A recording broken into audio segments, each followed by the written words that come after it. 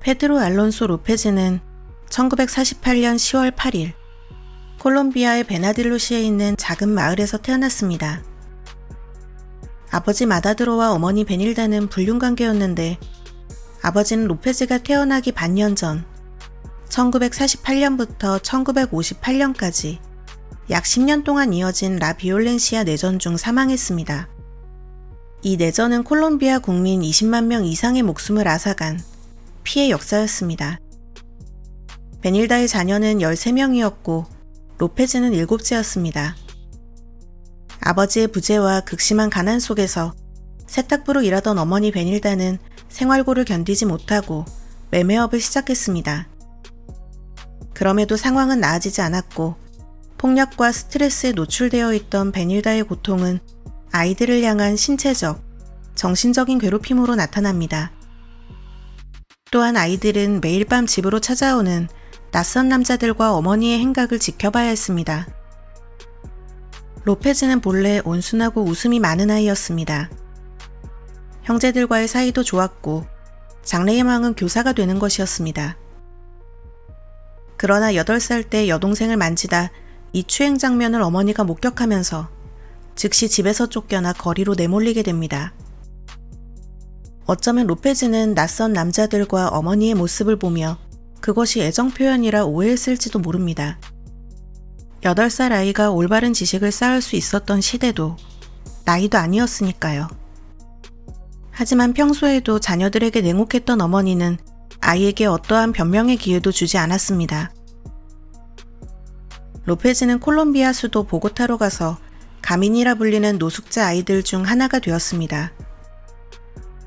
어느 날 식사와 잠자리를 약속하는 친절한 남자를 순진하게 따라갔다가 외딴 곳에서 몹쓸 짓을 당한 로페즈는 이후로 가민 내에서 만들어진 갱단에 소속되어 소매치기와 도둑질을 배우고 약물에 손을 대기 시작했습니다. 10살이 되던 해 어느 미국인 노부부가 그를 발견하고 안쓰럽게 여겨 고아원에 보내줍니다. 사회적인 보호를 받았던 것도 잠시. 12살이 된 로페즈에게 고아원 교사가 몹쓸 짓을 하면서 다시 거리로 도망치게 되었습니다. 크고 작은 범죄를 배우고 저지르다 1969년 차량 절도로 체포되어 7년형을 선고받고 감옥에 수감된 그는 더 이상 도망갈 곳 없는 교도소에서 3명의 수감자에게 몹쓸 짓을 당합니다. 21살이 된 로페즈는 참을 필요를 느끼지 못했고 참지도 않았습니다. 며칠 동안 만든 수제 칼로 자신을 괴롭힌 3명의 수감자를 순차적으로 살해하죠. 이를 계기로 다른 수감자들은 그를 두려워하게 되었고 콜롬비아 사법부는 로페즈의 살인이 정당방위라며 2년의 형량만이 추가됐습니다. 1978년 석방된 로페즈의 목표는 오로지 복수였습니다. 추후 그는 범행 동기에 대해 이렇게 말했습니다. 자신은 8살 때 순수함을 잃었고 가능한 한 많은 어린 소녀들에게 자신이 겪은 것과 같은 고통을 주기로 결정했다고요. 로페즈는 페루, 콜롬비아, 에콰도르를 오가는 떠돌이 생활을 하면서 일주일에 평균 3명의 어린 소녀들을 유인해 몹쓸 짓과 살인을 저지르기 시작했습니다. 사회와 경찰에 관심받게 놓인 원주민이나 빈곤층 가정의 8세에서 12세 사이 어린 소녀들이 주된 표적이었습니다.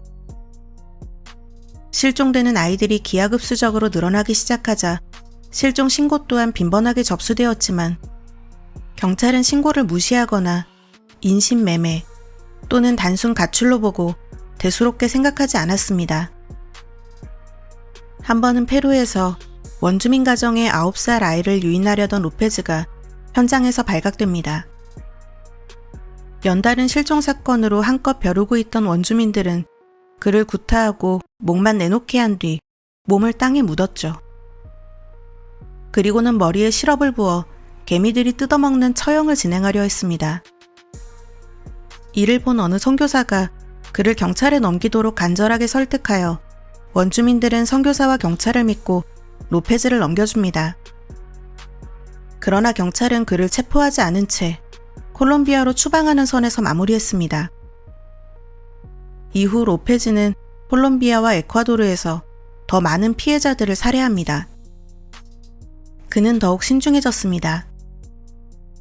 우선 시장이나 버스 정류장 등 사람들이 많은 곳에서 목표한 아이를 지켜보며 생활 패턴을 파악하고 때로는 이틀에서 사흘씩 아이가 혼자 남겨지는 순간을 기다렸다가 접근해 작은 선물을 주며 환심을 샀습니다.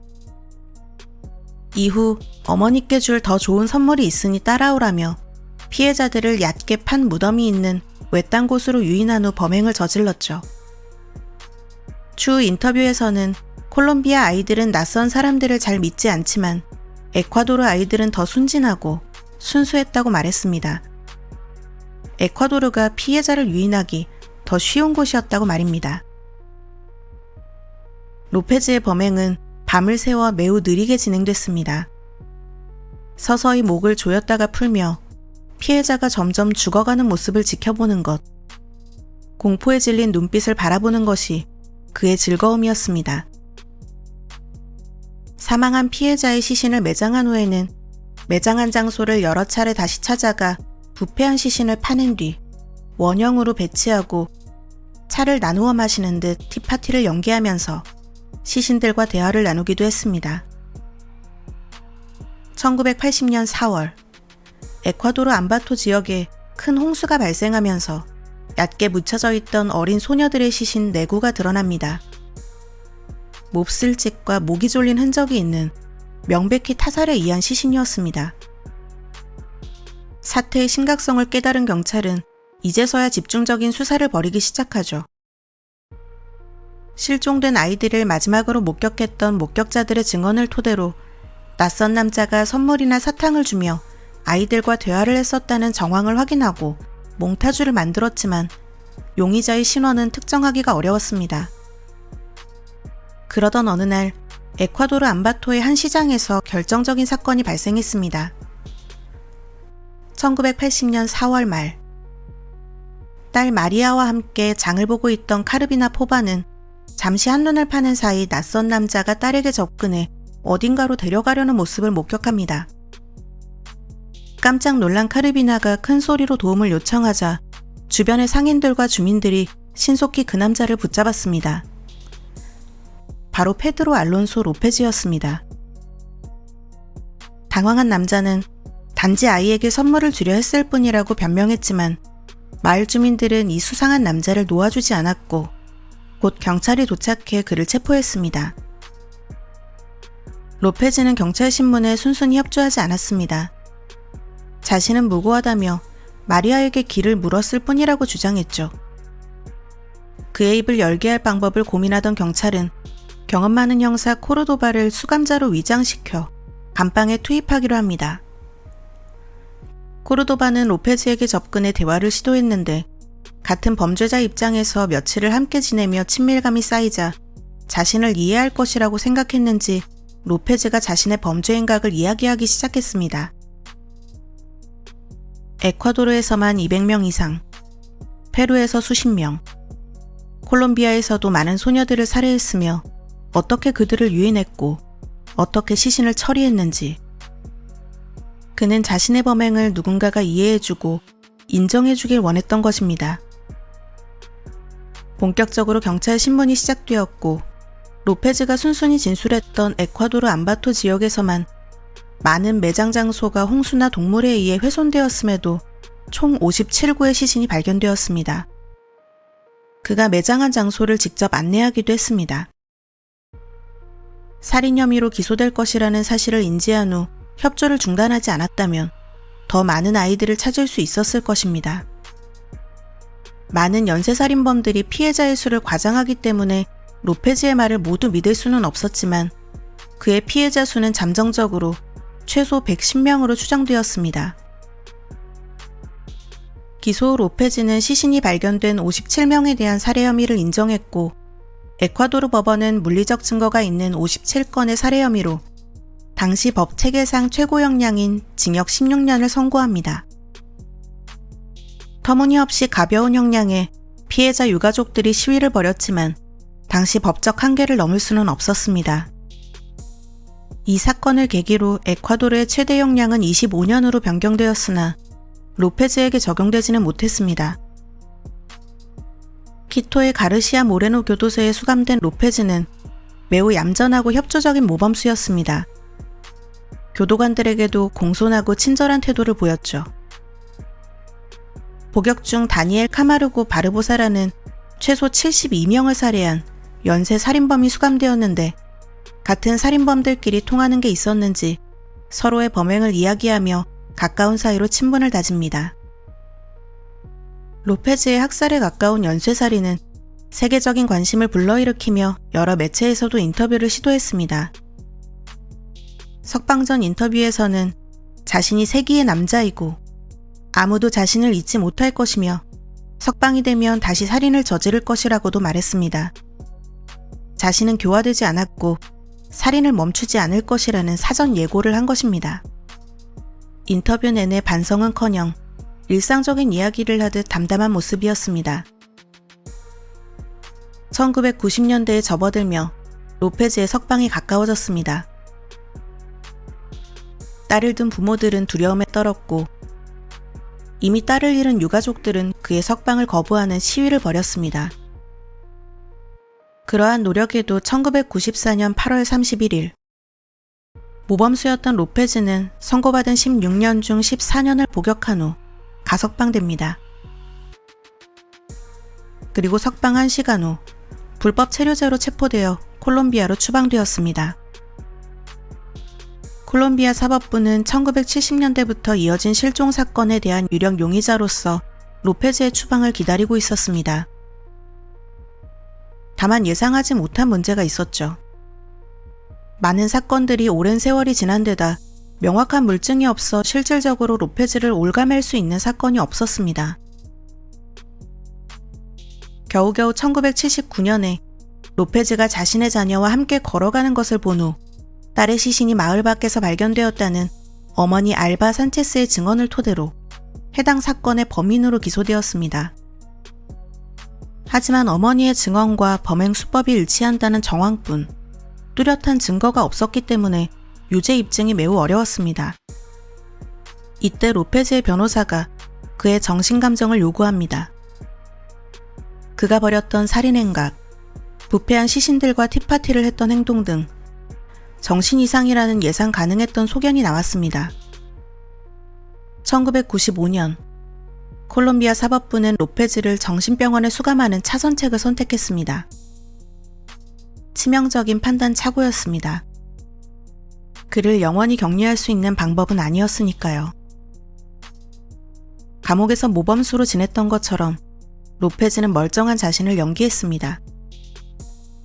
의료진에게 협조적이었고 수감된 기간 내내 난폭한 행동은 전혀 보이지 않았습니다. 1998년 3년의 시간이 흐른 뒤 의료진은 로페즈가 더 이상 정신 이상 증세를 보이지 않으며 안전한 인물이라는 결론을 내렸습니다. 로페즈는 $70의 보석금을 낸 뒤 사회로 풀려납니다. 주기적인 정신과 진료와 매달 경찰에 자신의 거취를 보고해야 했지만 그 외에는 삶을 살아가는 데 있어 아무런 제한도 없는 의미 없는 조치였습니다. 그는 자유롭게 여행을 다닐 수 있었고 어린아이들에게 접근 가능한 직업을 갖는 데에도 제약이 없었습니다. 석방된 로페즈는 어머니 베닐다가 살고 있던 앨리스 비날로 찾아갑니다. 베닐다는 8살에 쫓아냈던 아들이 괴물이 되었다는 소식을 알고 있었습니다. 몇 년 전 TV에서 자신이 이렇게 된 것은 어머니 때문이라고 말한 로페즈의 인터뷰도 보았죠. 그래서 언젠가 로페즈가 자신을 찾아와 죽일 것이라 생각했습니다. 어느 날 현관 앞에 로페즈가 나타났고 베닐다는 드디어 그날이 왔다고 생각하며 두려움에 떨었습니다. 하지만 그는 어머니를 공격하는 대신 그녀를 무릎 꿇린 뒤 머리에 손을 올려 축복을 내리고 자신 몫의 유산을 요구합니다. 여전히 가난했던 베닐다에게는 재산이라고 할 만한 것이 없었기 때문에 서랍 속 지폐 몇 장과 집안에 몇 없는 가구인 낡은 침대와 의자를 내주었습니다. 로페즈는 마을 사람들에게 어머니의 가구를 팔아 얼마 되지 않는 돈을 챙겨 그곳을 떠났습니다. 마지막으로 그가 목격된 것은 1999년 9월. 시민권 카드를 갱신하기 위해 국가시민등록소를 방문했을 때였습니다. 직원들은 그를 알아보지 못했고 로페즈는 새로운 시민권 카드를 재발급받은 후 사라집니다. 당시 콜롬비아는 치안이 불안정했기 때문에 경찰과 군대가 시민권 카드를 통해 사람들의 신원을 수시로 확인했습니다.